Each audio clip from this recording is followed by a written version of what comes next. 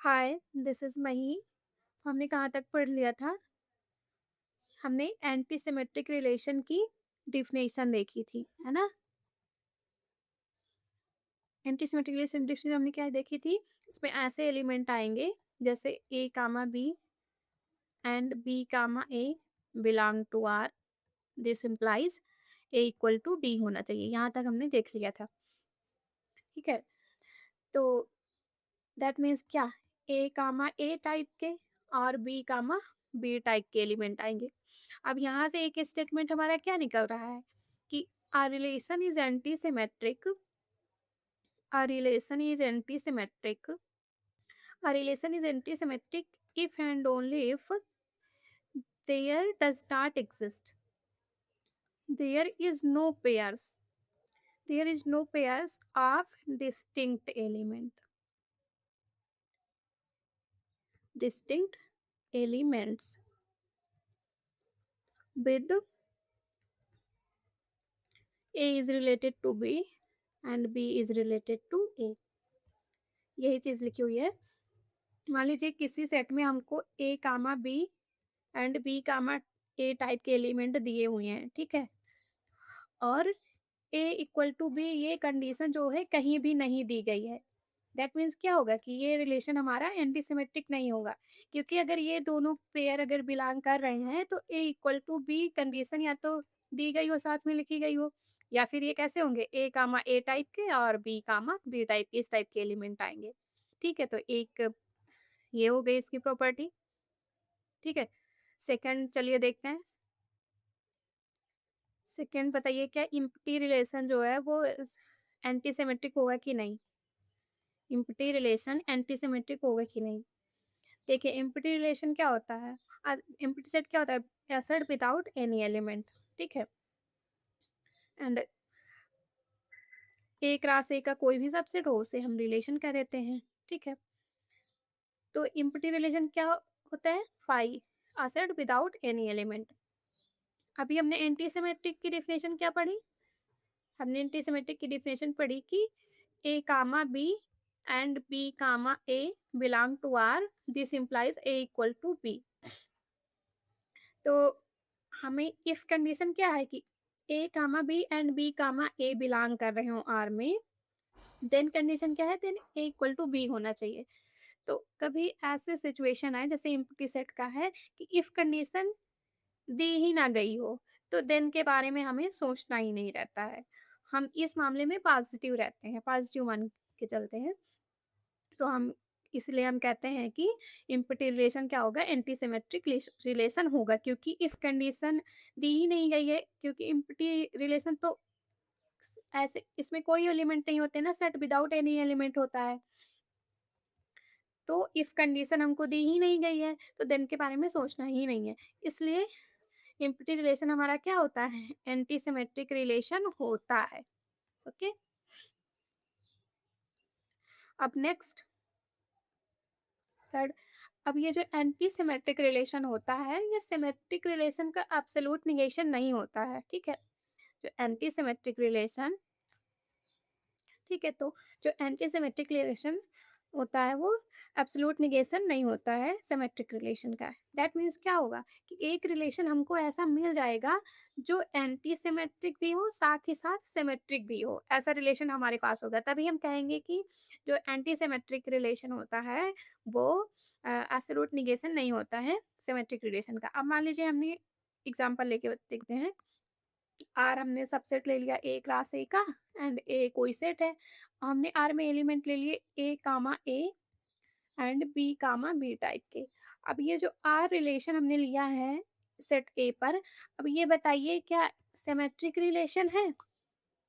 बताइए क्या symmetric relation है? सिमेट्रिक की डेफिनेशन क्या होती है? If A comma B belong to R, this implies B comma A belong to R. यही तो होती है सिमेट्रिक रिलेशन की डेफिनेशन। अब मान लीजिए ए इक्वल टू बी यहाँ आपने ले लिया, तो ये कैसा बन जाएगा? ये आर एच एस कैसा बन जाएगा? ए कामा ए बन जाएगा और बी कामा बी बन जाएगा, और ये भी ऐसे ही बन जाएगा, इधर भी ए कामा ए हो जाएगा और बी कामा बी हो जाएगा। ओके, दैट मीन्स कि ये रिलेशन हमारा क्या हो गया? सिमेट्रिक रिलेशन है। ओके, आप बताइए क्या ये एंटी सिमेट्रिक रिलेशन है? जो आर रिलेशन है, क्या ये एंटी सिमेट्रिक रिलेशन है? एंटी सिमेट्रिक है डिफिनेशन से ही, क्योंकि हमने क्या कहा कि A is related to B and B is related to A. This implies क्या होना चाहिए? ए इक्वल टू बी होना चाहिए। दैट मीन्स कैसे एलिमेंट आएंगे? ए कामा ए टाइप के और बी कामा बी इस टाइप के, जो एलिमेंट खुद से रिलेटेड हो उस टाइप के एलिमेंट आएंगे। और डिस्टिंक्ट एलिमेंट का पेयर नहीं आएगा, जैसे A comma B and B comma ए दोनों आपको साथ में नहीं दिखेंगे विदाउट दिस कंडीशन की ए इक्वल टू बी। ठीक है, अगर A does not equal to B दिया गया है देन ये दोनों पेयर हमें नहीं दिखेंगे साथ में। ठीक है, और अगर साथ में दिख रहे हैं, ये कंडीशन नहीं दी गई है कि ए इक्वल टू बी है, देन वो रिलेशन हमारा है एंटीसिमेट्रिक नहीं होगा। ठीक है, तो कैसे एलिमेंट आएंगे? ए कामा ए टाइप के, बी कामा बी टाइप के। दैट मीन्स ये रिलेशन हमारा कैसा है? एंटीसिमेट्रिक भी है। तो हमको ऐसा रिलेशन मिल गया जो सिमेट्रिक है एज वेल एज एंटीसिमेट्रिक है। इससे क्या प्रूफ हो रहा है कि antisymmetric relation is not absolute negation of symmetric relation, क्योंकि ये काउंटर एग्जांपल हमको मिल गया। ठीक है, ये एग्जांपल याद रखिएगा, इंपॉर्टेंट है। ओके, तो आई होप आपको एंटी सिमेट्रिक रिलेशन की डेफिनेशन, हाँ यहीं से और एक चीज निकल आ रही है। अगर आप आइडेंटिटी रिलेशन का इंटरसेक्शन लें एंटी सिमेट्रिक रिलेशन से, एंटी सिमेट्रिक रिलेशन से अगर आप आइडेंटिटी रिलेशन का इंटरसेक्शन लें, तो क्या ये एम्प्टी सेट होगा? नहीं होगा। क्यों नहीं होगा? क्योंकि आइडेंटिटी रिलेशन में भी तो ऐसे एलिमेंट आते हैं जो ए कामा ए टाइप के और बी कामा बी टाइप के। आइडेंटिटी रिलेशन की डेफिनेशन क्या होती है? Those element which related to itself only. That means identity relation के साथ अगर इंटरसेक्शन लेंगे किसी एंटी सिमेट्रिक रिलेशन का, तो हमारा इम्पटी नहीं होगा। ओके, खासकर वो नॉन इम्पटी रिलेशन हो, क्योंकि इम्पटी रिलेशन तो सिमेट्रिक होता ही है। ठीक है, और आइडेंटिटी भी होता है। ये फोर्थ जो मैंने आपको बताया समझ है इसका मतलब? इसका मैं ये कह रही हूँ कि if R is a identity relation on A set A and R1 is anti-symmetric relation. Anti-symmetric relation on set A. This implies non-empty relation यहाँ, and R is non-empty and A is non-empty. Non-empty and R भी क्या है? Non-empty. ठीक है, ये condition है। This implies क्या हुआ कि R intersection R1 does not equal to 5। Okay, that means identity relation का इंटरसेक्शन आप अगर एंटीसिमेट्रिक रिलेशन से लेंगे किसी पर्टिकुलर सेट पे, तो वो इम्पटी नहीं होगा, मतलब उसमें कुछ ना कुछ एलिमेंट आएंगे ही आएंगे। ठीक है, तो आई होप आपको एंटीसिमेट्रिक रिलेशन की डिफिनेशन समझ आ गई होगी। बस इतना सा फंडा याद रखना है कि ए कामा ए और बी कामा बी टाइप के एलिमेंट आपको दिखेंगे। ओके, और अगर ऐसे एलिमेंट नहीं दिख रहे हैं, ठीक है, डिस्टिंक्ट पेयर दिख रहे हैं A comma B and B comma A, then वो रिलेशन हमारा एंटीसिमेट्रिक नहीं होगा, बशर्ते कंडीशन ना दी गई हो कि ए इक्वल टू बी है। ठीक है, अगर डिस्टिंक्ट पेयर आपको दिख जाए तब ढूंढिए क्या कंडीशन भी दी गई है कि ए इक्वल टू बी। अगर ये कंडीशन कहीं नहीं लिखी एक्स्ट्रा, केवल ये पेयर दिए गए हैं, तो हम अगर डिस्टिंक्ट पेयर दिख गए तो हम उस रिलेशन को एंटीसिमेट्रिक रिलेशन नहीं मानेंगे। ओके, तो आई होप आपको एंटीसिमेट्रिक रिलेशन समझ आ गया होगा। अब नेक्स्ट आते हैं हम ट्रांजिटिव रिलेशन। अब ट्रांजिटिव रिलेशन क्या होता है? ट्रांजिटिव रिलेशन हमारा होता है, मान लीजिए ए हमने कोई सेट ले लिया, okay, and R subset ले लिया ए क्लास ए का। Then if A comma B belong to R and B comma C belong to R, this implies इसका फर्स्ट कोऑर्डिनेट ए एंड इसका second A comma C belong to R. अगर ये condition hold होगी तब हम कहेंगे कि रिलेशन हमारा ट्रांजिटिव है। ओके, अब इसके कुछ एग्जांपल देख लेते हैं।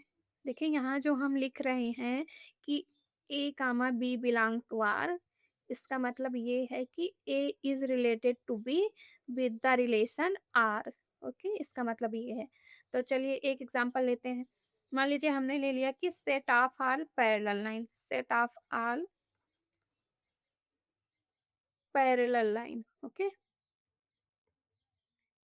ये मैंने एक सेट ले लिया, मान लीजिए पी हमने मान लिया। तो बताइए, और आर हमने कोई रिलेशन ले लिया पी पे। ओके, तो बताइए क्या ये ट्रांजिटिव रिलेशन होगा? ट्रांजिटिव रिलेशन होगा ये? सेट पी पे जो आर हमने ये रिलेशन लिया है, क्या ये ट्रांजिटिव होगा? देखिए कैसे एलिमेंट आएंगे आर में, सेट में कैसे एलिमेंट आएंगे, सारी पैरेलल लाइन आएंगी, है ना? ऐसे ऑल पैरेलल लाइंस आ जाएंगी। अब देखिए, मान लीजिए दो मैंने उठा ली, किन्हीं भी दो को, ए बी सी, मैं मान लीजिए मैंने ये मान लिया। तो देखिए ए कामा बी आर में बिलोंग करेगा। आर हमारा क्या है? रिलेशन हमारा है पैरेललिटी। तो ए पैरेलल है बी के, हाँ, एंड बी पैरेलल है सी के। ठीक है, तो ए बी तो सी के पैरेलल होगा क्या? ए पैरेलल है सी के। तो दैट इम्प्लाइज कि अगर ए कामा बी बिलोंग कर रहा है आर में and B comma C belong कर रहा है आर में, तो हमको ये भी मिल रहा है कि ए कामा सी भी आर में बिलोंग करेगा। दैट मीन्स क्या है कि ये रिलेशन हमारा क्या है? ट्रांजिटिव रिलेशन है। Okay, set of all parallels क्या ट्रांजिटिव रिलेशन बनाएगा। आप कोई भी 3 लाइन उठा लीजिए, उनमें ये रिलेशन आपको मिलेगा ही मिलेगा। दैट मीन्स क्या हुआ? ट्रांजिटिव रिलेशन की कंडीशन सेटिस्फाइड हो रही। A is related to B and B is related to C, then A is related to C होना चाहिए, यही होना चाहिए, तभी हम कहेंगे कि रिलेशन हमारा क्या है? ट्रांजिटिव है। ठीक है, तो ये कंडीशन सेटिस्फाइड हो रही है set of all parallel lines में, और यहाँ हमारा रिलेशन क्या है? Parallel lines. ओके, चलिए एक एग्जांपल ये हो गया set of all parallel lines. अब सेकंड बताइए, क्या ब्लड रिलेशन ट्रांजिटिव रिलेशन होगा? ब्लड रिलेशन जो होता है ये ट्रांजिटिव रिलेशन होगा? ब्लड रिलेशन मतलब आम भाषा में कहते हैं, जैसे बोलते नहीं खून के रिश्ते, जैसे आपका आपके मम्मी पापा दीदी भाई से है। ओके, तो ब्लड रिलेशन ट्रांजिटिव रिलेशन होता है कि नहीं बताइए? ट्रांजिटिव रिलेशन नहीं होता है। क्यों नहीं होता है? देखिए, मान लीजिए मदर रिलेटेड है सन से, ठीक है, विद द ब्लड रिलेशन, सही है, आपकी माँ से आपका खून का रिश्ता होता है। एंड सन रिलेटेड है फादर से, ऑब्वियसली रिलेटेड होगा, सन का फादर से ब्लड रिलेशन होता है ना? बेटे का पिता से खून का रिश्ता होता है। लेकिन दैट मीन्स यहाँ से क्या हुआ? एम कामा एस बिलोंग कर रहा है आर में, और यहाँ से क्या आया कि एस कामा एफ बिलोंग कर रहा है आर में। बट क्या आपकी मदर का फादर से ब्लड रिलेशन होता है? नहीं होता है। क्यों? आपकी मदर का ब्लड रिलेशन होगा आपके नाना से, नानी से, मामा से, मासी से, और आपके फादर का जो ब्लड रिलेशन होगा वो किससे होगा? दादा दादी बुआ, है ना? उनसे होगा। But mother and father blood related नहीं होते हैं, मतलब उनके खून के रिश्ते नहीं होते हैं।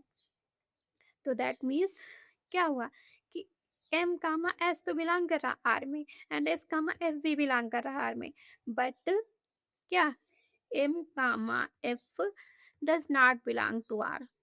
ओके, ये कंडीशन नहीं सेटिस्फाई हो रही। मतलब मदर रिलेटेड है सन से as a with the blood relation, and son related है फादर से with the blood relation, but mother and father के बीच ब्लड रिलेशन नहीं है। ठीक है, दैट मीन्स ब्लड रिलेशन हमारा ट्रांजिटिव रिलेशन नहीं होता है। ओके, तो ये दो एग्जांपल से आई होप आपको समझ आ गया होगा कि ट्रांजिटिव रिलेशन क्या होता है। चलिए अब नेक्स्ट हम पढ़ेंगे इक्विवेलेंस रिलेशन। देखिए हमारे जो सिलेबस में है वो symmetric reflexive relation, symmetric relation and transitive relation, ये इंपॉर्टेंट है क्योंकि इस इन्हीं से फिर बनेगा इक्विवेलेंस रिलेशन, फिर यहाँ से आएगी इक्विवेलेंस क्लास, फिर यहाँ से आएगा क्वेश्चन सेट, फिर ऐसे करते करते हम ग्रुप पे बढ़ जाएंगे। और जब ग्रुप पढ़ते हैं तो उसमें इक्विवेलेंस क्लास हमें निकालना पड़ता है, ठीक है? तो ये तीनों रिलेशन आपके लिए इम्पोर्टेंट है, तो ध्यान दीजिएगा।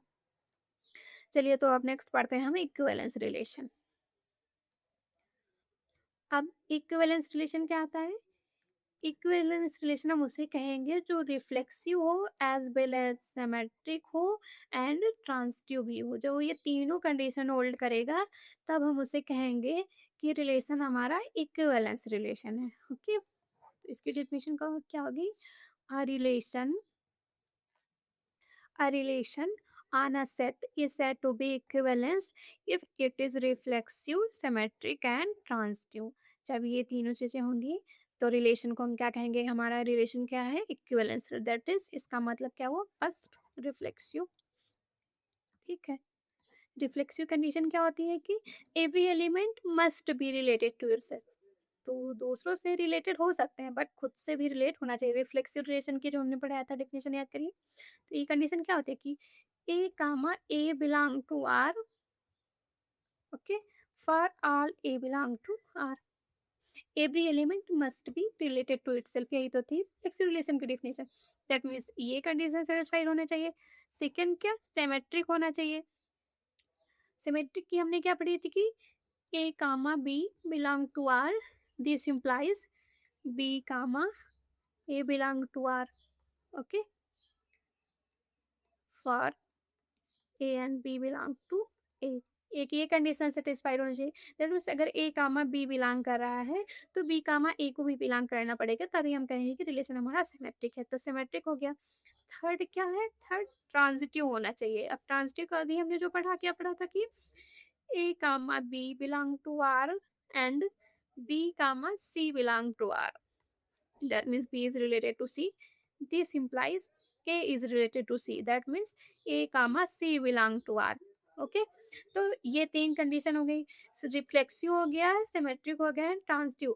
अगर ये तीनों कंडीशन सेटिस्फाइड होंगी तब हम कहेंगे कि रिलेशन हमारा क्या है? इक्विवेलेंस रिलेशन है। ओके, अब एग्जांपल देखिए इसका। एग्जांपल ये ले लीजिए जो अभी हमने लिया था, set of all parallel lines.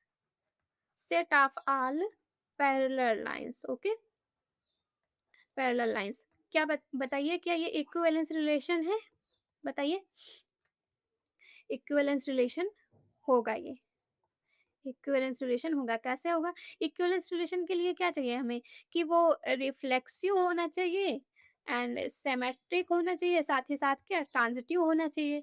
अब set of all parallel lines लेते हैं, दैट मीन्स हमने सारी पैरेलल लाइंस का सेट ले लिया एक। ओके, अब देखिए, अब इसमें से आप कोई भी लाइन उठा लीजिए, ओके, सब एक दूसरे के पैरेलल हैं, है ना?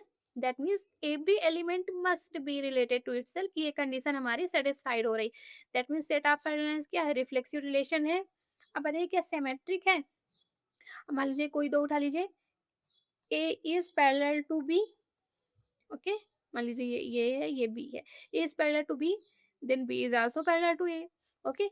इसी तरह कोई भी आप दो लाइन इनमें से उठा लीजिए, दोनों एक दूसरे के पैरेलल होंगी। दैट मीन्स कि if A is parallel to B then B is parallel to A. तो if A comma B belong to R then B comma A belong to R, ये भी कंडीशन हमारी सेटिस्फाइड हो गई। That means ये क्या है? सिमेट्रिक है। ओके, अब क्या देखना है? ट्रांजिटिव चेक करना है। ट्रांजिटिव की अभी हमने सबसे ऊपर देखा है कि कैसे ये क्या होगा transitive. If A is parallel to B, B is parallel to C, then A is parallel to C. अब कोई भी तीन लाइन उठा लीजिए, ये कंडीशन सेटिस्फाइड होगी, तो ये ट्रांजिटिव भी होगा। अब ये तीनों कंडीशन सेटिस्फाइड हो गई, इसका मतलब क्या निकल रहा है कि जो set of all parallel lines है ये हमारा इक्विवेलेंस रिलेशन बनाता है। ओके, तो आई होप आपको इक्विवेलेंस रिलेशन समझ आ गया होगा। चलिए अब यहीं पे हम पढ़ लेते हैं इक्विवेलेंस क्लास। ओके, अब इक्विवेलेंस क्लास क्या होती है? इक्विवेलेंस क्लास वो होती है, मान लीजिए आपने ए कोई सेट ले लिया, ओके, एंड ए में बिलोंग करा, ए का एक एलिमेंट ले लिया, एंड आर एक रिलेशन ले लिया ए पे जो कि इक्विवेलेंस है। आर हमने एक इक्विवेलेंस रिलेशन ले लिया सेट ए पर, ठीक है। तो जो इक्विवेलेंस क्लास ऑफ ए होगी उसको ऐसे डिनोट करते हैं क्लास ऑफ ए से, या फिर स्क्वायर ब्रैकेट के अंदर लिख देते हैं, या फिर ए बार भी लिख दिया जाता है, ठीक है? ये सारे नोशन है इक्विवेलेंस क्लास के। तो इक्विवेलेंस क्लास ऑफ ए में ए के वो सारे एलिमेंट आएंगे जो ए से रिलेटेड होंगे with the relation R. Okay, equivalence class of A में कौन से एलिमेंट आएंगे? वो सारे एलिमेंट आएंगे जो ए के सेट ए के वो सारे एलिमेंट आएंगे जो इस ए एलिमेंट से रिलेटेड होंगे और किससे रिलेटेड होंगे? With the relation R. Okay, R हमने एक इक्विवेलेंस रिलेशन लिया। दैट मीन्स कैसे एलिमेंट आएंगे? X belong to A such that X related to A. That means X comma A belong to R. ऐसे सारे ये इक्विवेलेंस क्लास ऑफ ए होगी हमारी with the relation with respect to the relation R। Okay, इसकी definition लिख लेते हैं। Definition क्या होगी? डेफिनेशन इसकी लिख लेते हैं तो आपके लिए थोड़ा आसान हो जाएगा। Let A B a set, let a be a set and R is a equivalence relation. Let R be a equivalence relation on a set A and A belong to A, then the set X belong to A such that X comma A belong to R, it's said to be equivalence class of A with the relation R। Okay, तो ये हो गई हमारी definition. That means class of A equal to X belong to A such that X comma A belong to R, where R is a equivalence relation on a set A। तो ये हो गई हमारी इक्विवेलेंस क्लास की definition. अब एक example लेते हैं तो आपको और अच्छे से समझ आएगा। एग्जांपल मान लीजिए हमने एक सेट ले लिया, set of all integers. Okay, set of all integers 0 1 2 3 and -1 -2 -3, इधर सारे इंटीजर्स आ जाएंगे। ठीक है, सेट ऑफ ऑल इंटीजर्स हमने ले लिया एक सेट। और आर मैंने एक रिलेशन ले लिया है जेड पे। आर मैंने एक रिलेशन ले लिया जेड पे, दैट मीन्स आर क्या होगा? जेड क्रॉस जेड का सबसेट होगा। और रिलेशन हमने ये लिया है कि A is related to B if and only if A and B are even numbers. Even numbers. Okay, R मैंने रिलेशन ले लिया एक Z set of all integers पे। ओके, दैट मीन्स क्या ए हमारा इक्विवेलेंस रिलेशन है? Equivalence relation है क्योंकि हमने क्या लिया है? जब जो इवन नंबर्स हो वो खुद से रिलेटेड होंगे। ठीक है, तो क्लास ऑफ टू निकालिए। क्लास ऑफ टू निकालिए। क्लास ऑफ टू क्या होगी? क्लास ऑफ टू हमारी वो होगी, इसमें जेड के वो सारे एलिमेंट आएंगे जो टू से रिलेटेड होंगे विद द रिलेशन आर। और आर रिलेशन हमने क्या लिया है कि दो एलिमेंट रिलेटेड तब होंगे जब वो इवन नंबर्स होंगे। दैट मीन्स जो भी इवन नंबर्स होंगे वो टू से रिलेटेड हो जाएंगे। तो क्लास ऑफ टू में क्या है? कौन से एलिमेंट आएंगे? जो एलिमेंट टू से रिलेटेड होंगे। और दो दो रिलेशन हमारा क्या है कि दो एलिमेंट रिलेटेड तब होंगे जब वो इवन नंबर्स हो। ये हमने रिलेशन लिया है। तो क्लास ऑफ टू में कौन कौन से एलिमेंट आ जाएंगे? 2 आ जाएगा, 4 आ जाएगा, 6 आ जाएगा। भाई जितने इवन नंबर्स होंगे वो सारे इससे रिलेटेड होंगे। ओके, 0 आ जाएगा, -2 आ जाएगा, -4 आ जाएगा। ठीक है, ऐसे करके set of all even integers आ जाएगा। इक्विवेलेंस क्लास ऑफ 2 में सेट ऑफ ऑल इंटीजर्स आ जाएंगे, ऑल इवन इंटीजर्स आ जाएंगे। इसी तरह विद द रिलेशन आर आप क्लास ऑफ 3 निकालिए। इक्विवेलेंस क्लास ऑफ 3 निकालिए, क्या होगा? रिलेशन हमारा क्या है कि A is related to B if and only if A and B are even numbers. But 3 हमारा क्या है? ऑड नंबर है। तो 3 से तो कोई रिलेशन नहीं हो, कोई भी एलिमेंट रिलेशन नहीं बनाएगा विद द रिलेशन आर, क्योंकि रिलेशन आर हमने क्या लिया कि जो अगर इवन नंबर्स होंगे तभी वो रिलेशन बनाएंगे। तो ये क्या हो जाएगा? फाई इम्पटी सेट हो जाएगा। ओके, अब मान लीजिए हमने एक सेकेंड रिलेशन ले लिया। मान लीजिए as A is related to B ठीक है, R1 मान लीजिए, R1 हमने ले लिया, A is related to B if and only if A and B are odd numbers. अब R1 हमने एक रिलेशन लिया है Z पे, सेट ऑफ ऑल इंटीजर्स पे। तो बताइए, आप बताइए class of equivalence class of 3 with the relation R1 with respect to the relation R1। आप बताइए इसमें कौन-कौन से एलिमेंट आएँगे? विद द रिलेशन R1 हमने R1 रिलेशन हमारा क्या है? A is related to B if and only if A and B are odd numbers. तो 3 एक ऑड नंबर्स है, हाँ, तो जितने भी ऑड नंबर्स होंगे वो 3 से रिलेटेड हो जाएँगे। तो कौन-कौन से एलिमेंट आ जाएँगे? 3 आ गया, 3, 5, 1, अ, यहाँ 0 इवन नंबर्स होता है, फिर यहाँ -1 आ जाएगा, देन -3, -5, ओके, एंड इधर ऐसे ही चलता चला जाएगा। तो set of all odd integers आ जाएगा ना? तो class of 3 with the relation R1 क्या आया? Set of all odd integers. And class of 3 with the relation R क्या था? एम्प्टी सेट था। इसी तरह क्लास ऑफ 2 आप निकालेंगे ना with respect to the relation R1 relation हमारा क्या है? रिलेटेड होंगे जब ऑड नंबर्स होंगे, तो यहाँ क्लास ऑफ 2 क्या आ जाएगी? 5 आ जाएगी, एम्प्टी सेट आ जाएगा। ओके, अब इक्विवेलेंस क्लास की एक बहुत इंपॉर्टेंट प्रॉपर्टी होती है कि every equivalence class is either identical और डिसजॉइंट। ये बहुत इंपॉर्टेंट प्रॉपर्टी होती है इक्विवेलेंस क्लास की। Equivalence classes are either dis identical, that means एकदम सेम होगी, जैसे क्लास ऑफ ए एकदम सेम होगी क्लास ऑफ बी के, ओके, एंड आर डिसजॉइंट, और class of A intersection class of B लेंगे, देन वो इम्पटी सेट आएगा। डिसजॉइंट मीन्स क्या होता है? डिसजॉइंट मीन्स होता है कि there is no any common element. Disjoint means क्या होता है? डिसजॉइंट मीन्स क्या होता है? There is no any common element, that means कोई सेट ए का कोई सेट बी से अगर आप इंटरसेक्शन लें और वो इम्पटी सेट आ जाए, तो हम उसे कहेंगे कि ए एंड बी क्या है? डिसजॉइंट सेट है। ओके, तो वही कह रहा है कि equivalence classes are either identical और डिसजॉइंट।